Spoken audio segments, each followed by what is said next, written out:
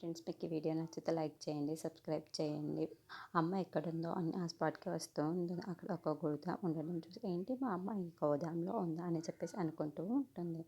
ఇంతలో కారు నందిని తన ఫోన్ చూసుకుంటూ చూడగానే అక్కడ ఉన్న నందిని అయితే ఒక్కసారి షాక్ అయిపోయి ఇదంతా చేసింది నందినేనా అని చెప్పేసి అనుకుంటూ ఉంటుంది. ఎలాగైనా సరే మా అమ్మని నేను కాపాడుకోవాలి అని చెప్పేసి అనుకుంటూ ఒక మాస్క్ను పెట్టుకొని నందినికి కనిపించకుండా గోదాంలోకి వెళ్తూ ఉంటుంది. ఇంతలో అక్కడ ఉన్న నందిని మాత్రం అది గమనించకుండా ఫోన్ చూసుకుంటూ ఉంటుంది.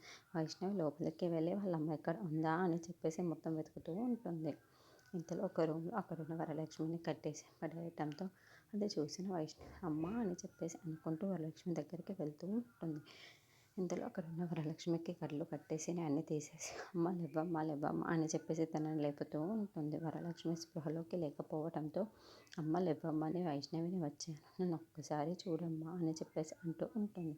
ఇంతలో అక్కడున్న వరలక్ష్మి ఎందుకు లేవకపోవడం, అమ్మ లేవ్వమ్మ నేనే వచ్చాను అని చెప్పేసి అక్కడున్న వరలక్ష్మికి లేపుతూ ఉంటుంది.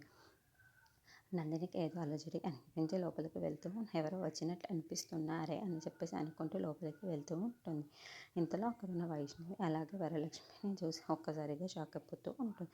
ఏంటి ఇది ఎలా కనిపెట్టి ఇక్కడికి వచ్చేసింది, నాకు తెలియకుండా ఇదంతా ఎలా జరిగింది అని చెప్పేసి అనుకుంటూ అక్కడున్న వైష్ణవిని వరలక్ష్మిని చూస్తూ ఉండిపోతుంది. ఇంతలో అక్కడున్న వైష్ణవి మాత్రం అమ్మ లేవ్వమ్మ లేవ్వమ్మ అని వైష్ణవి ఒకసారి లేచి నన్ను లేచి చూడమ్మా అని చెప్పేసి అంటుంది. నందిని చూసి ఒక్కసారి షాక్ అయిపోతూ ఉంటుంది.